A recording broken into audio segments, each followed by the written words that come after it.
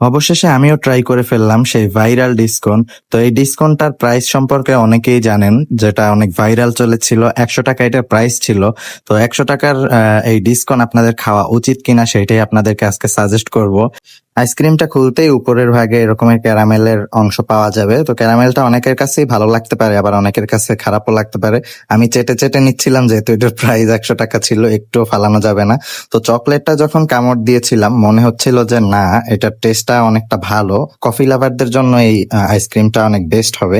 আমার কাছে উপরের চকলেটটা অনেক বেস্ট লাগছিল, কিন্তু ভাই বিশ্বাস করেন, আমি চকলেটটা শেষ করে যে আইসক্রিমে আসতে শুরু করলাম, আইসক্রিমের টেস্টটা হ্যাঁ ঠিক আছে, কিন্তু আমার এই 100 টাকার জন্য আমার অনেক আফসোস হইতে আসিল। তো আমি এটা ট্রাই করতেছিলাম গোডাউন বসা। গোডাউনে সেদিন অনেক বাতাস ছিল, তো আমি গিয়েছিলাম। তো গোডাউনে এই আইসক্রিম কোথায় পাবেন আমি সেটা আপনাদের সাথে শেয়ার করি। গোডাউন থেকে ঢুকতেই এই যে দোকানটা দেখতে পাচ্ছেন, দা স্টুডেন্ট